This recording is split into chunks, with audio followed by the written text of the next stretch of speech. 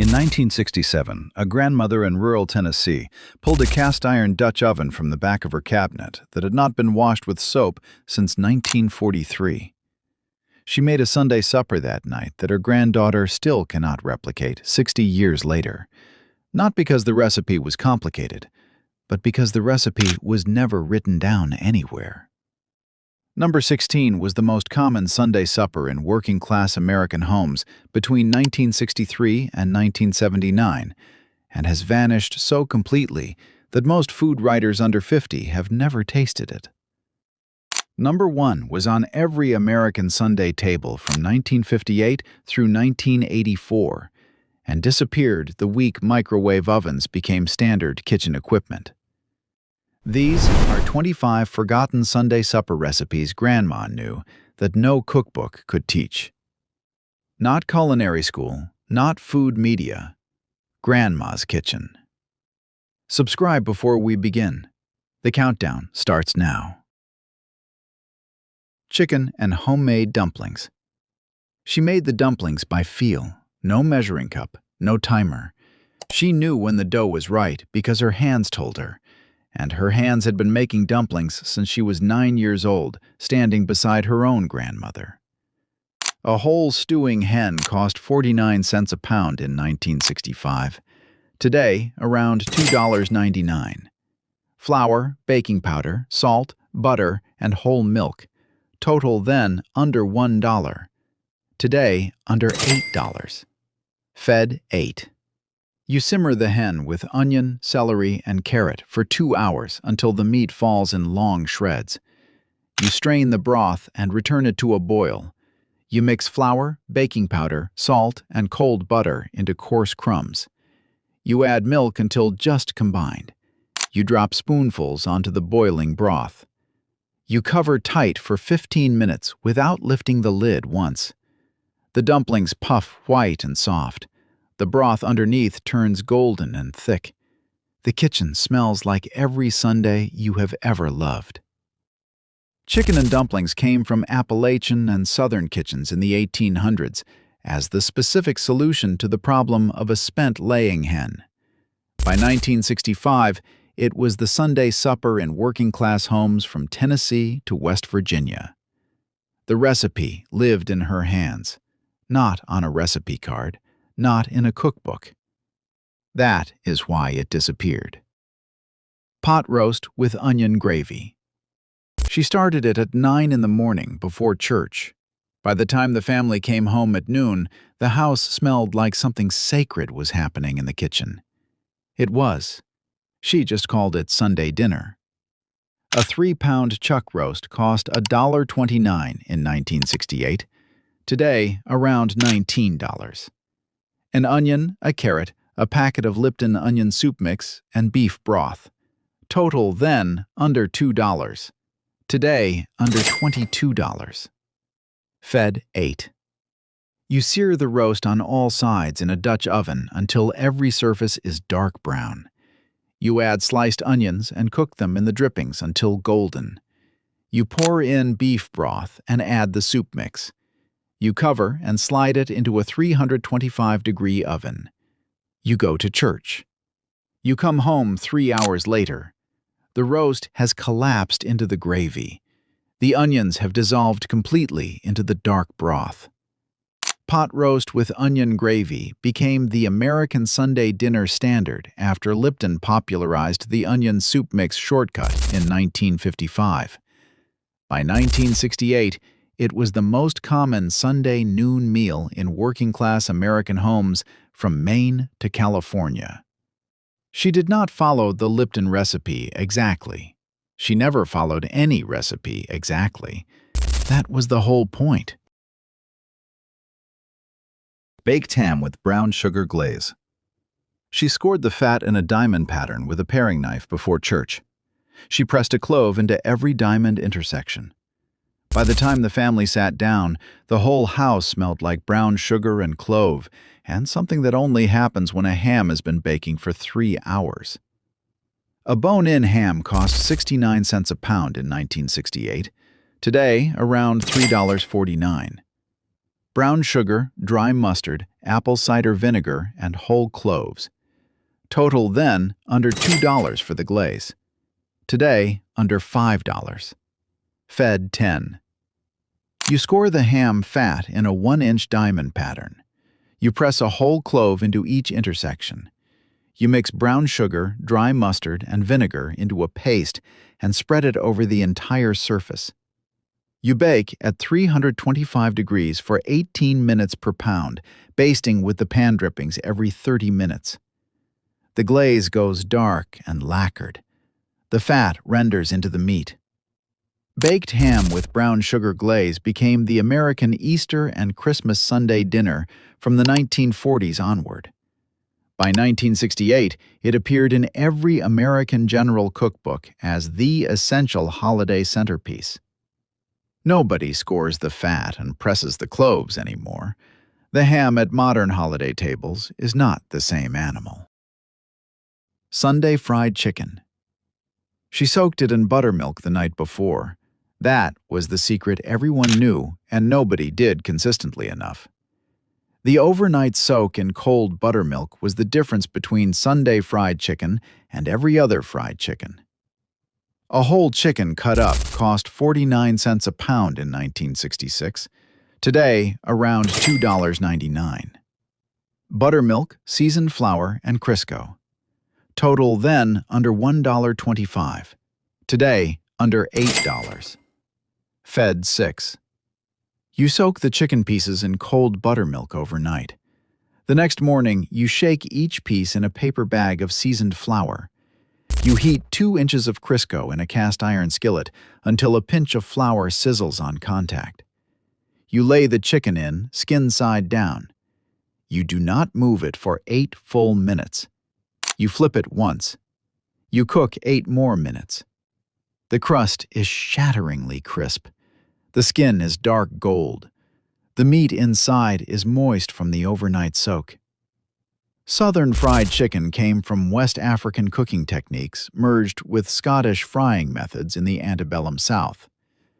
By 1966, it was the Sunday after-church meal in every kitchen below the Mason-Dixon line. The buttermilk soak was the technique no cookbook communicated with enough urgency. Grandma did not explain it. She just started soaking the chicken on Saturday night.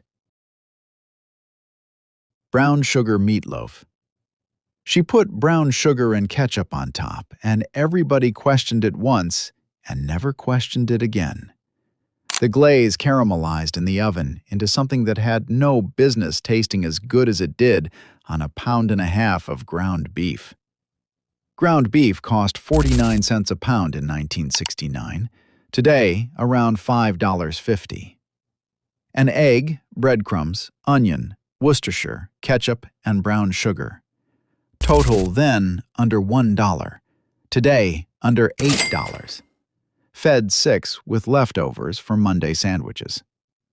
You mix the beef with egg, breadcrumbs, grated onion, Worcestershire, salt, and pepper. You press it into a loaf pan. You mix ketchup and brown sugar into a thick paste and spread it over the top. You bake at 350 for 1 hour. The glaze goes dark and sticky. The meatloaf pulls away from the sides of the pan. The kitchen smells like caramelized onion and beef. Meatloaf came from Pennsylvania German kitchens in the 1870s and became the American Sunday supper standard by the 1950s. The brown sugar glaze variation spread through Methodist and Baptist church cookbooks across the Midwest and South throughout the 1960s. Cold meatloaf on white bread with yellow mustard on Monday was almost better than the Sunday original. Almost. Salmon patties. Before salmon became expensive, before canned salmon became pet food in the cultural imagination, when a can of pink salmon cost 49 cents and a working mother could turn it into 6 crispy pan-fried patties in 20 minutes and call it Sunday supper. A can of pink salmon cost 49 cents in 1968. Today, around $2.49. Breadcrumbs, an egg, onion, lemon juice, and butter for frying. Total then under $1. Today, under $5. Fed 4. You drain the salmon and remove the skin. You flake it into a bowl. You mix in breadcrumbs, beaten egg, diced onion, lemon juice, salt, and pepper. You shape into 6 patties. You fry them in butter over medium heat for 3 minutes per side until the exterior goes dark gold and crispy. The patties are crisp on the outside and tender inside. The butter browns around them. The kitchen smells like lemon and Sunday afternoon. Salmon patties appeared in American cookbooks from the 1890s onward. By 1968, they were the Sunday supper of working-class families across the American South and Midwest who needed protein for under $1. Here is something nobody says out loud. The recipes on this list were never in a cookbook.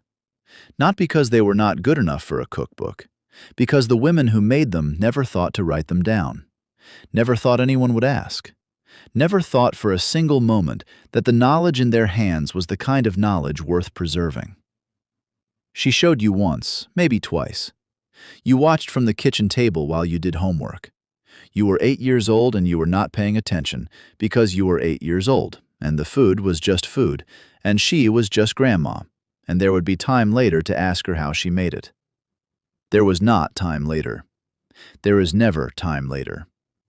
The recipe is gone. The technique is gone.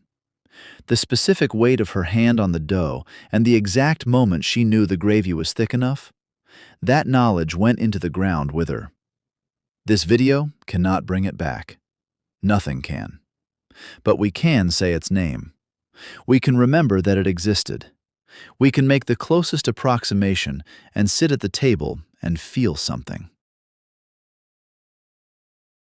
Chicken and rice bake. The meal that assembled itself.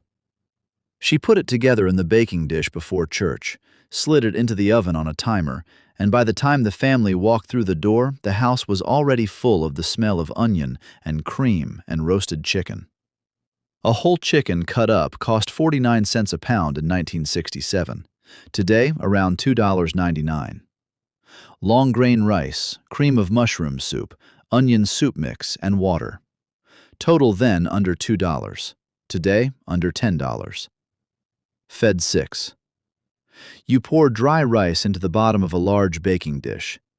You whisk cream of mushroom soup with water and the onion packet and pour it over the rice. You lay chicken pieces skin side up across the top. You cover tight with foil. You bake at 350 for 90 minutes. You pull the foil back for the last 15 minutes. The chicken falls off the bone. The rice underneath has absorbed all the soup and turned creamy and gold. This bake came from Midwestern church potluck tradition in the 1960s and spread through Betty Crocker recipe cards into American home kitchens by 1967. She set it on a timer and went to church and came home to a meal that had cooked itself while she sang hymns. That was not laziness. That was wisdom. Sunday roast chicken with stuffing. Of course. The meal that defined Sunday in American homes for 60 years. The one that made the whole house smell like something mattered. The roast chicken that a family oriented an entire week around. A whole roasting chicken cost 49 cents a pound in 1966. Today, around $2.99. Pepperidge Farm stuffing mix, butter, celery, onion, and chicken broth. Total then under $3. Today, under $12. Fed 6. You sauté diced celery and onion in butter until soft. You mix them with stuffing mix and enough hot broth to moisten. You rub the chicken inside and out with softened butter, salt, and pepper. You pack the stuffing into the cavity. You tie the legs together. You roast at 375 for 20 minutes per pound, basting every 30 minutes. The skin turns the color of dark honey. The smell fills every room and travels into the street. Sunday roast chicken with stuffing became the American Sunday dinner centerpiece by the 1920s through English, German, and Eastern European immigrant traditions fusing into one ritual. By 1966, it was the single most common Sunday noon meal in working-class American households coast to coast. Beef and vegetable stew. The stew that started Saturday evening and finished Sunday noon. 2 sessions. She knew the vegetables would go to mush overnight. She figured it out by ruining it once in 1961 and never ruining it again. A pound of stew beef cost 69 cents in 1971. Today, around $7.99. Potatoes, carrots, onion, celery, a can of tomato sauce, and beef broth. Total then under $2. Today, under $14. Fed 8. You brown the beef hard in batches until every surface is dark. You add onion and celery and soften them. You pour in tomato sauce and broth. You cover and simmer for 90 minutes. You add potatoes and carrots and simmer 45 minutes more. You thicken with a spoon of flour mixed in cold water. The broth goes deep red brown. The beef has dissolved into long fibers. The vegetables hold their shape perfectly. Beef stew came to America through Irish and English immigrant kitchens in the 1800s. By 1971, it was the Sunday stew in working-class homes across the entire Northeast and Midwest. The technique of adding vegetables in the second session was the knowledge she carried that no recipe card ever specified. Sunday lamb shoulder with mint jelly. The Sunday supper that Irish and English American families ate every week from the 1950s through the 1970s, and that disappeared when lamb became a specialty item and supermarkets stopped stocking bone-in shoulder cuts at an affordable price. A bone-in lamb shoulder cost 69 cents a pound in 1969. Today, around $7. Garlic, rosemary, olive oil, and homemade mint jelly. Total then under $2. Today, under $12. Fed 6. You stud the lamb with slivers of garlic pressed deep into the fat with a paring knife. You rub the entire surface with olive oil, rosemary, salt, and pepper. You roast at 450 for 20 minutes to brown the exterior. You drop the temperature to 325 and roast for 2 more hours. You make mint jelly by heating fresh mint with sugar and apple juice until it sets. The lamb goes dark and fragrant. The fat has crisped and rendered. The mint jelly is bright green alongside it. Sunday roast lamb was the standard Sunday dinner in Irish American Catholic households from Boston to Chicago throughout the 1950s and 1960s. It appeared in every Irish American community cookbook and church supper guide of the era. The homemade mint jelly was not optional. The jar from the store was acceptable in an emergency. She said so. She also made clear it was an emergency. Chicken paprikash. Hungarian grandmothers in Cleveland, Pittsburgh, and Chicago made this every Sunday from the 1920s through the 1970s. Their granddaughters made it into the 1980s. Their great-granddaughters do not know what it is. That trajectory is the entire story of forgotten immigrant food in America. A whole chicken cut up cost 49 cents a pound in 1968. Today, around $2.99. An onion, 2 tablespoons of sweet Hungarian paprika, chicken broth, and sour cream. Total then under $2. Today, under $10. Fed 6. You brown the chicken pieces in butter in a deep skillet until golden. You remove them. You cook diced onion in the butter until soft. You stir in the paprika and cook for 1 minute until the kitchen fills with its deep red fragrance. You pour in chicken broth. You nestle the chicken back in. You cover and simmer for 35 minutes. You stir in sour cream off the heat. The sauce turns the color of a Hungarian autumn. The chicken falls from the bone. Chicken paprikash came from Hungarian peasant cooking tradition in the 1800s and entered American kitchens through Hungarian immigrants settling in industrial cities of the Midwest and Northeast. The paprika was always from a Hungarian grocery store, not a supermarket. She knew the difference. So did everyone who ate at her table. Here is where things get personal. You watched her cook this. You sat at the kitchen table and watched her hands moving over the stove, and you never once asked her to teach you because you assumed there would be time. You assumed she would always be there. You assumed the Sunday supper would keep appearing on the table every week the way it always had.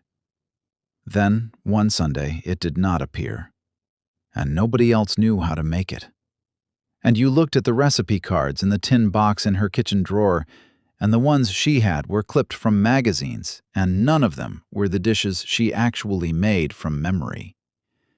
The dishes she made from memory were not written anywhere. They were in her body, in her hands, in the specific angle she held the wooden spoon, and the exact moment she lifted the lid and knew, without testing it, that the stew was ready. That knowledge is gone. You carry the memory of the taste. You carry the memory of the smell. But the knowledge, the actual doing of it, that went with her. Make it anyway. Get it wrong. Try again. Getting it close is better than not trying at all. Stuffed bell peppers. The Sunday supper that appeared on American tables across every ethnic background from the 1950s through the 1980s. Polish families made them one way, Italian families made them another, Greek families made them a third. They were all different, and they were all the same. Ground beef cost 49 cents a pound in 1972. Today, around $5.50. 4 large bell peppers, a cup of rice, tomato sauce, onion, garlic, and Parmesan. Total, then, under $1.50. Today, under $9. Fed 4. You halve the peppers and remove the seeds. You brown the beef with onion and garlic until dark. You mix in cooked rice, half the tomato sauce, Parmesan, salt, and pepper. You pack the stuffing into each pepper half. You pour remaining tomato sauce over and around them. You bake at 375 for 45 minutes. The pepper shells go completely soft and sweet. The stuffing is savory and herb fragrant throughout. Stuffed peppers came to American Sunday tables through Polish, Italian, Greek, and Turkish immigrant traditions. By 1972, they appeared in every American general cookbook as a standard Sunday supper. The technique of browning the meat dark before mixing it with the rice was the knowledge Grandma carried. Every underdeveloped stuffed pepper in history comes from skipping that step. Chicken a la king on biscuits. Not on toast, not on rice, on homemade biscuits. The Midwestern and Southern version that appeared in church cookbooks across Iowa, Kansas, and Tennessee from 1958 through 1978, and that produced something fundamentally different from the toast version that everyone else was making. A whole cooked chicken cost 79 cents in 1966. Today, around $7. Canned mushrooms, pimentos, butter, flour, whole milk, and homemade biscuits. Total, then, under $1.50. Today, under $10. Fed 6. You make a rich cream sauce with butter, flour, and warm whole milk. You fold in diced cooked chicken, sliced mushrooms, and diced pimentos. You season with salt, white pepper, and a splash of sherry. You make tall buttermilk biscuits and split them open on each plate. You ladle the chicken mixture generously over the top. The biscuit soaks up the cream sauce from underneath. The chicken and mushroom filling covers everything. Macaroni and cheese from scratch. Not the box. Never the box on a Sunday. The homemade bechamel version, with sharp cheddar shredded by hand and breadcrumbs on top that went golden in the oven and crackled when the serving spoon broke through the surface. A half-pound of sharp cheddar cost 69 cents in 1969. Today, around $4.49. Elbow macaroni, butter, flour, whole milk, and breadcrumbs. Total then under $1.50. Today, under $8. Fed 8. Chicken fricassee. The French word for a dish that every American grandmother made without knowing it was French. She called it stewed chicken. She called it Sunday chicken. She did not call it fricassee. But that is what it was. A whole chicken cut up cost 49 cents a pound in 1967. Today, around $2.99. Butter, flour, chicken broth, whole milk, and fresh parsley. Total then under $2. Today, under $10. Fed 6. Pork and sauerkraut. The Sunday supper that divided American families cleanly into two categories. The families who ate pork and sauerkraut on Sunday and loved it without reservation, and the families who had never tried it and assumed they would not like it. Both groups were completely certain they were right. A pound of pork shoulder cost 49 cents in 1970. Today, around $3.49. A can of sauerkraut, 1 onion, caraway seeds, and apple juice. Total then under $1. Today, under $6. Fed 4. Pot pie from Sunday leftovers. She made this on Sunday evening with whatever was left from Sunday noon. The pot pie was the second act of the Sunday supper ritual, the proof that nothing was ever wasted in her kitchen, and that leftover roast chicken could become something entirely new by 6 p.m. Leftover chicken and vegetables cost nothing because they were already there. A Pillsbury pie crust cost 29 cents in 1973. Today, around $3.49.